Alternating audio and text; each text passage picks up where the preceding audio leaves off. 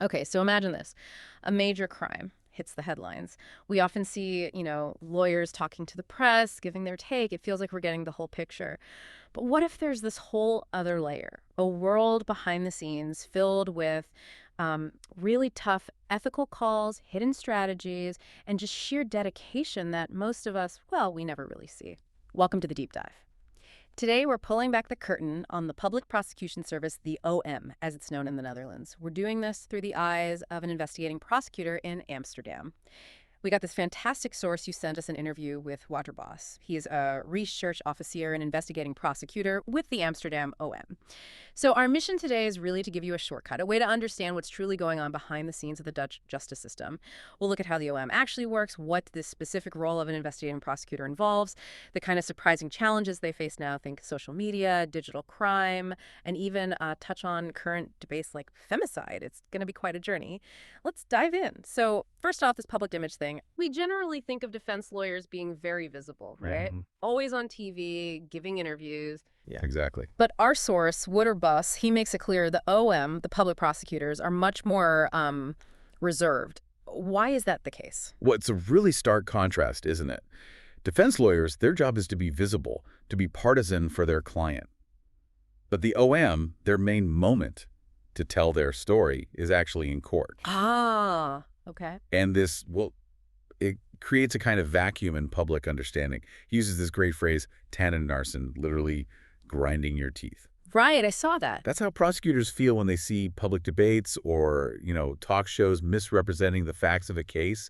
They know intimately, they know it's way more nuanced, but often they just can't step in and correct the record publicly. That sounds incredibly frustrating, knowing the truth but having your hands tied, basically. So why the silence? Is it just tradition or something more? It's actually fundamental to their role. They have to be impartial. They represent the public interest, not one side or the other like a defense lawyer. So engaging in public speculation, arguing back and forth outside the courtroom, that could compromise their perceived neutrality.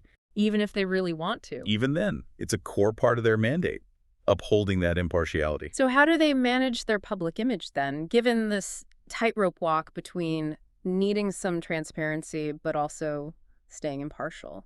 It means they have to make really strategic calls about media interaction. Yeah. It's not about being constantly out there. It's more like, okay, is this case high profile enough that we need to release a proactive statement just for clarity? Or do we just prepare some lines in case the media calls? It's a very delicate dance, trying to maintain public trust without stepping over that line. Okay, let's step inside the Amsterdam OM itself. You might picture, I don't know, a fairly small group of lawyers, but the source reveals something quite different. About 500 people work there in Amsterdam alone. That's a pretty big operation. It is, yeah, it's massive. And what's interesting is, within that 500, only about 80 are the actual officers of justice, the prosecutors themselves. Only 80, so who are the rest? A large chunk are what they call parquetsecretarissen. These are highly trained jurists, legal experts, who work in very close partnership. They call it two-unity with the prosecutors. They do a huge amount of the critical background work, case preparation, legal research. Think of them as sort of integrated teams on each case. Plus, of course, administrative staff. So it's really these prosecutor parquetsecretaris teams driving the cases. Exactly. They form the core working units. The source calls the OM the turnstile of the criminal justice chain. What exactly does that mean? It paints a picture of them being the central hub, right? Everything kind of flows through them. Police investigations come in, decisions are made, cases go out to court, or sometimes they're settled or dismissed. So if that turnstile gets stuck, then the whole system grinds to a halt. It really highlights how foundational their role is. Their efficiency, their decision-making dictates the pace and effectiveness of the entire legal process. It affects everyone involved. Now, you'd think an organization that central, that large, would be super hierarchical. But Bos challenges that idea. He says nothing is further from the truth. He suggests that the case officers working with their parquetsecretarissen are actually quite leading in their own cases. Yeah, and that's interesting. It speaks to how you foster professionalism in a place filled with highly trained experts, giving them autonomy on their specific cases while still having internal checks and balances. Of course, it allows for more tailored, more effective decision-making. It builds that sense of ownership. Okay, let's zoom in on Wouter Bos's role specifically. He's a rechercheofficier. What does that actually involve? He calls himself the chef in houd, the content chief, and even a thousand-thing cloth. Sounds like a real jack of all trades. It really does. It's a very specialized senior role. He's essentially a senior advisor, a sounding board for his colleagues, particularly on the big, complex, sensitive investigations. He's not running every case, but he's involved where the stakes are highest. And what kind of stakes are we talking about? We're talking about decisions on deploying the most powerful investigative tools the state has. Things like tapping phones, planting bugs in homes, using undercover agents or infiltrators. These aren't decisions taken lightly. And he mentioned one particularly tricky one, releasing a suspect's identity to the public before they're convicted. That sounds fraught with difficulty. When would they ever do that? It's extremely rare and only considered in very specific, serious circumstances.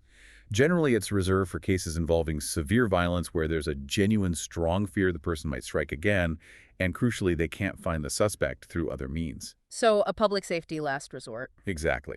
But the dilemma is huge. On the one hand, it might help catch someone truly dangerous. On the other hand, the defense will absolutely argue later that publishing the name and photo caused irreparable damage to the suspect's reputation and life, way beyond the alleged crime itself. A real balancing act. And it highlights something core to the OM's work: making critical decisions based on incomplete information, weighing potential harms. It's very different from, say, a judge who hears all the evidence later. So we often picture prosecutors just in court, right? Wearing the black toga, arguing the case. But this source really emphasizes their dual role. They don't just prosecute, they also lead the investigation beforehand. Absolutely. They provide what's called criminal procedural authority over the police investigation. This oversight is crucial. It's about ensuring the police investigation stays within the bounds of the law, uses methods correctly, and gathers evidence that will actually be admissible and hold up in court. So they're thinking about the trial from day one of the investigation. Constantly. It's a forward-looking perspective, guiding the police work to build a solid case for potential prosecution later. And this means really close collaboration with the police day to day. Bos gives this great example, the, quote, 500 gang burglars targeting wealthy homeowners. Let's say you have a strong suspicion about who's behind a string of break-ins. What do you do? Right, that's the dilemma. Do you move in quickly, make arrests, hoping you catch them red-handed with stolen goods? That's high risk, though. If you don't have enough evidence yet, the case might collapse. Or do you wait? Do you put a tracker under their car, use surveillance, gather more evidence to build a much stronger case? But the risk there is, well, they might commit more burglaries while you wait. More victims. That's a tough call, weighing potential future victims against the strength of the case. Exactly. And this is where the OM's strategic guidance comes in. They work with the police to weigh those risks, those trade-offs, and decide on the best investigative path forward. And this level of OM oversight wasn't always the case, was it? He mentions the IRT affair from the past. Yeah, that was a major scandal in the Netherlands back in the 90s. Essentially, some police units were operating too independently, using controversial methods, sometimes crossing legal lines, without proper oversight from the OM. So what changed? It led to significant reforms in legislation. The key change was making it mandatory for police to get explicit permission from the Public Prosecution Service for any serious crimes, and particularly for using those far-reaching, intrusive investigative powers we talked about: taps, bugs, infiltrators. So the OM holds the reins now for the heavy stuff. Firmly. And it often doesn't stop there. For the most invasive powers, like searching a home or certain kinds of surveillance, the OM itself usually needs to get authorization from an investigating judge. It's a system of checks and balances designed precisely to prevent the kind of abuses seen in the IRT affair. Okay, shifting gears slightly, the rechercheofficier also has a key role in what Bos calls crisis upsporing crisis investigations. What does that look like? Think of the most high-stakes, fast-moving situations. A hostage-taking in progress. Or maybe someone convicted of serious violent offenses escapes custody and is believed to have immediately reoffended. It's an all-hands-on-deck scenario. And the rechercheofficier is central. Yes, the authority becomes very concentrated. For instance, the decision to deploy a specialized arrest team that falls directly under the rechercheofficier's responsibility in such a crisis. It centralizes command when time is critical and coordination is everything. Why centralize it so tightly? Bos explains it's partly to prevent what he calls shopping around. You don't want police teams potentially asking different prosecutors, hoping to get the yes they want for a particular action.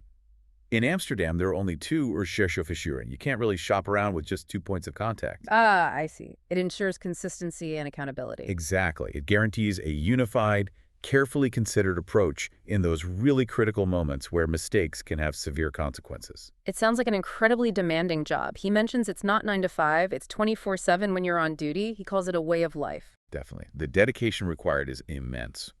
But he also touches on something interesting, a shift away from the past culture of store hide.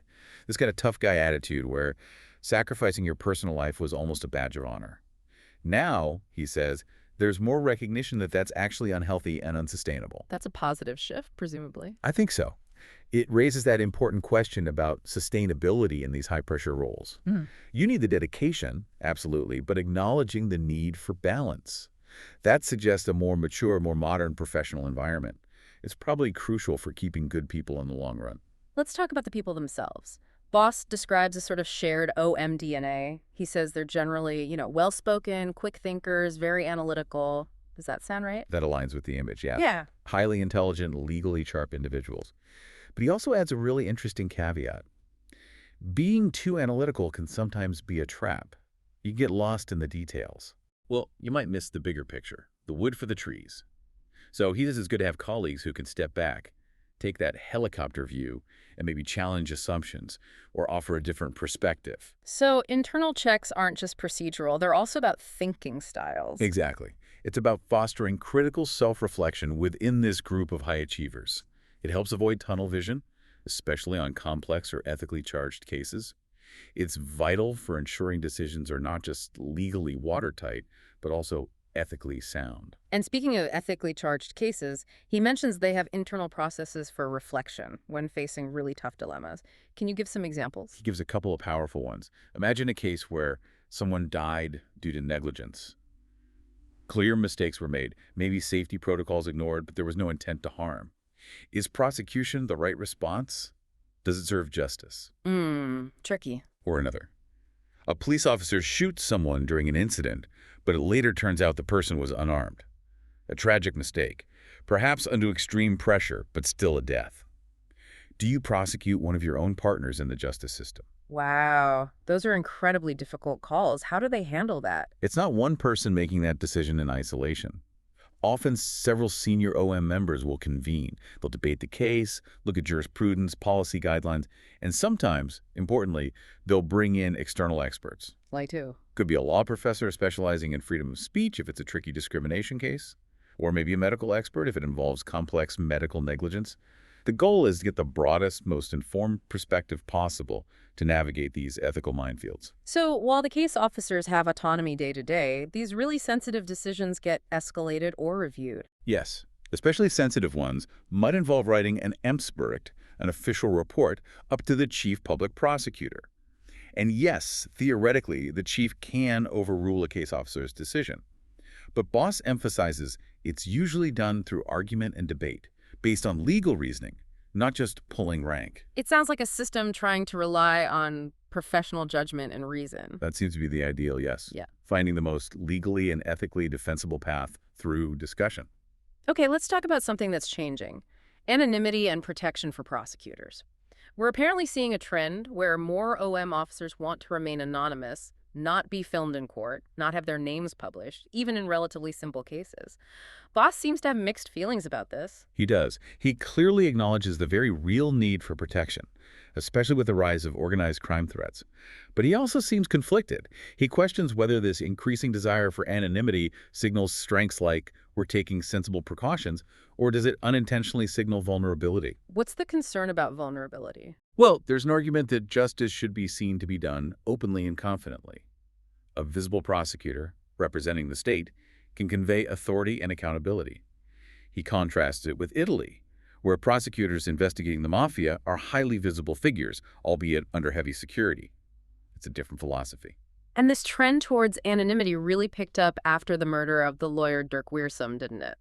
Yes, that tragic event undoubtedly accelerated concerns and requests for protection. There's now a central review committee that assesses these requests for anonymity.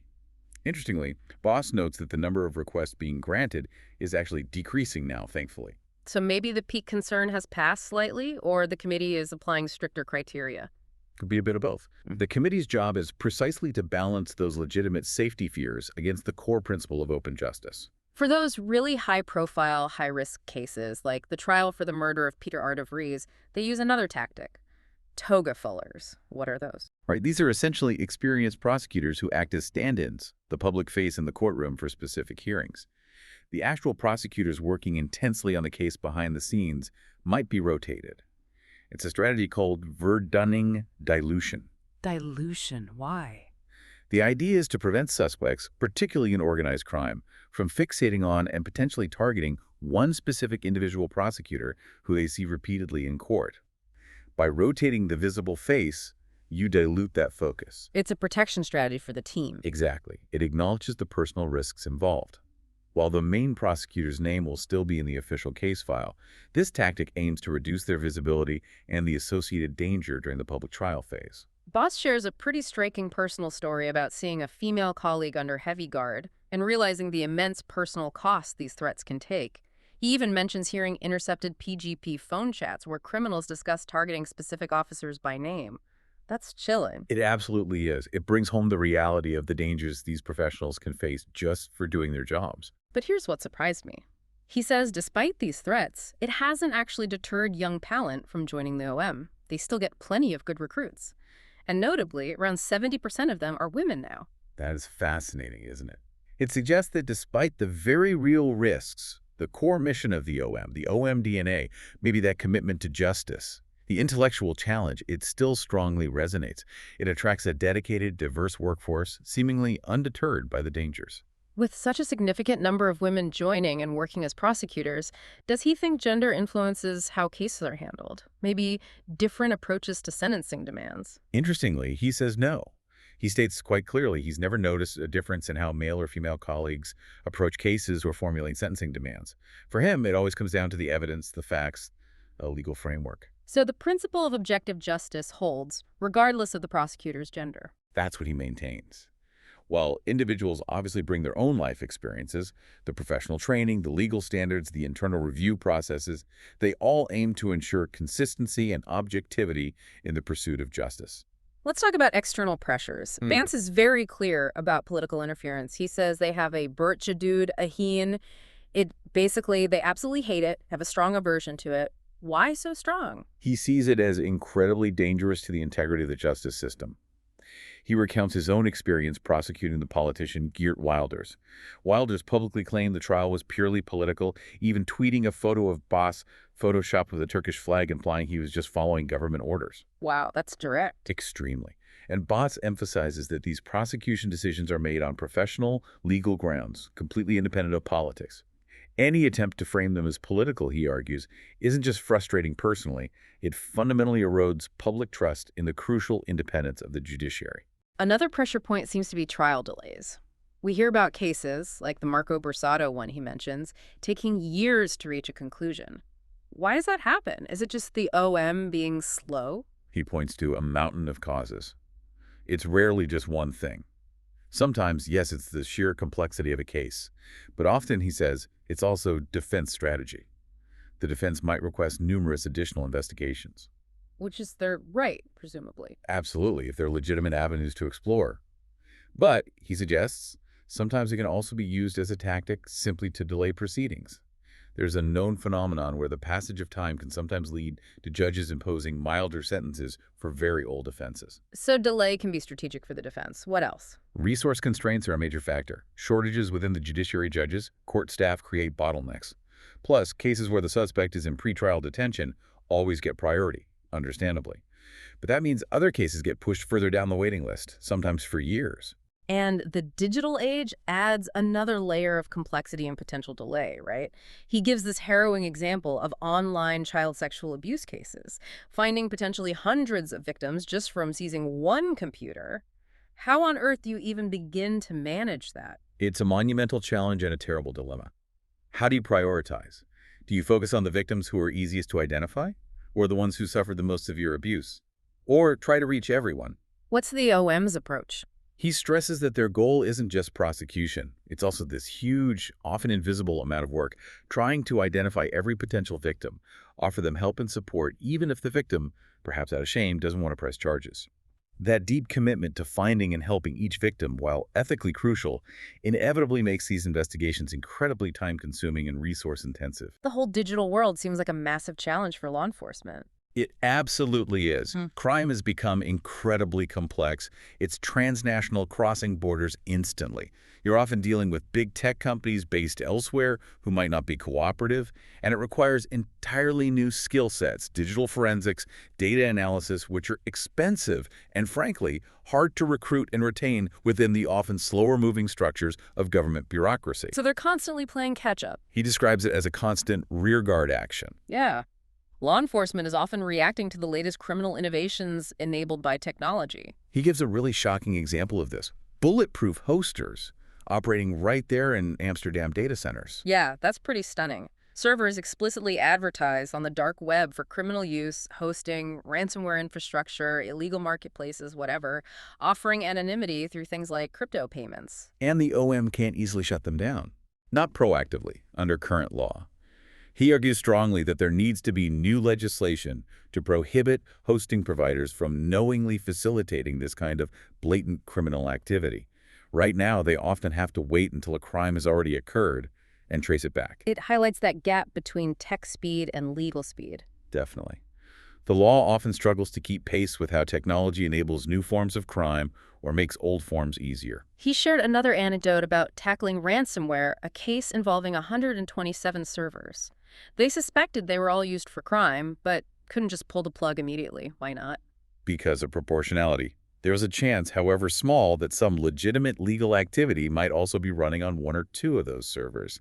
Just shutting everything down instantly could cause unintended harm to innocent parties. So what did they do? You can't investigate 127 servers overnight. They used common sense. They did a quick scan of a representative sample of the servers. When that sample overwhelmingly confirmed criminal activity, they felt justified in taking down the whole network. But they also put measures in place like redirecting the websites to a police notice with a contact number, just in case any legitimate users were affected so they could try and recover data. It shows a pragmatic approach, aiming to stop the crime wave. Exactly. The goal isn't always just about catching and prosecuting every single perpetrator, especially when they might be overseas and hard to reach. Sometimes the primary aim is to disrupt and end the criminal operation itself. And tracing the money from these crimes is harder now, too, isn't it? Less bags full of cash. Much harder. Those tasks involved bags full of cash are rarer. Now, it's often complex trails of cryptocurrency, hidden digital wallets. It's this ongoing cat-and-mouse game, he calls it. Requiring new skills again. Absolutely. Search teams need constant training to recognize things like crypto keys, seed phrases, hardware wallets, alongside traditional financial investigation techniques. It makes tracking criminal proceeds even more specialized. Let's shift to sentencing. We've heard people like Johan Back from the Probation Service argue that short prison sentences often do more harm than good, disrupting jobs, families, maybe increasing reoffending risk. He pushes for more community service instead. How does the OM view this? Well, the source acknowledges the OM has a layered approach to sanctions fines, community service, suspended sentences, and then prison. It's not necessarily an automatic escalator up to prison for every offense. He seems open to the discussion about the effectiveness of community service versus short prison terms for certain types of crime. It's a valid debate. But he doesn't dismiss prison entirely. Not at all. He emphasizes that for some crimes, particularly serious ones, retribution vergeltung has to play a role alongside rehabilitation or deterrence. Society expects a certain level of punishment for severe harm caused. He feels particularly strongly about one area: men who pay for sex with minors or exploit victims of human trafficking. He dismisses the common excuse, "I thought she was 18. Yes, he's quite blunt about it. He argues that if you're engaging in those kinds of transactions, you have a positive duty, a Vergevichtplicht, to make sure the person is not underage or a victim of trafficking. His advice is stark. Be twijfel niet overstijgen. When in doubt, don't cross that line. He feels the scale of the problem is underestimated. Deeply. He mentions figures like 3,000 identified human trafficking victims annually in the Netherlands, many of them minors, often hidden, facilitated by the internet. While the law requires solid proof regarding age for conviction, he expresses some frustration that the sentences ultimately imposed aren't always as high as he feels the severity of the exploitation warrants. Okay, finally, let's touch upon a really significant and timely discussion. The call to make femicide a specific criminal offense with potentially higher penalties. Groups like Delimina are advocating for this. Right. Femicide being defined generally as the murder or manslaughter of a woman, very often by a current or former partner, usually within what should be a safe environment, like the home. How does the law currently handle this? Currently, partner violence can be an aggravating factor when sentencing someone for assault. But it's not a specific aggravating circumstance listed for murder or manslaughter itself. Of course, judges can already consider the context and potentially impose higher sentences within the existing maximums. So why make it a separate offense? Bos argues, and this reflects the view of advocates, that creating a specific legal provision for femicide would send a powerful signal from the legislature. It would formally acknowledge this specific type of killing driven by gender, often occurring in a context of control or possessiveness, as a distinct and particularly grave societal problem that demands explicit legal recognition. He draws a parallel with how sentences for gangland killings, liquidations, have increased. Yeah, that's a compelling point.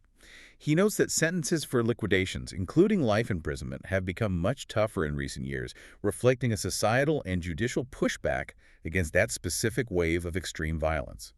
He suggests similar reasoning could, and perhaps should, apply to femicide. Is the OM already changing how it talks about these cases? It seems so. He mentions that they are increasingly using the actual term femicide in their sentencing demands, requisitions, in relevant cases. That itself shows a shift in awareness and terminology within the prosecution service. Words matter, don't they? He shared that anecdote about the man with the pizza box sign. Yeah, that was powerful. At a demonstration, a man's sign read something like, "My cooking is a family drama. Women's murder is just women's murder." It's a stark rejection of using trivializing euphemisms like family drama to describe what is, in fact, murder. It really highlights how choosing the right language, like femicide, is crucial for acknowledging the severity and preventing the normalization of these acts. Absolutely. It shapes perception, influences public discourse, and ultimately can contribute to demanding a stronger societal and legal response. Wow. Okay, that was definitely a deep dive. We've really unpacked a lot about the Public Prosecution Service, the the complex roles, the immense pressures, those tough ethical calls, the fight against digital crime, and these vital ongoing debates about justice and sentencing.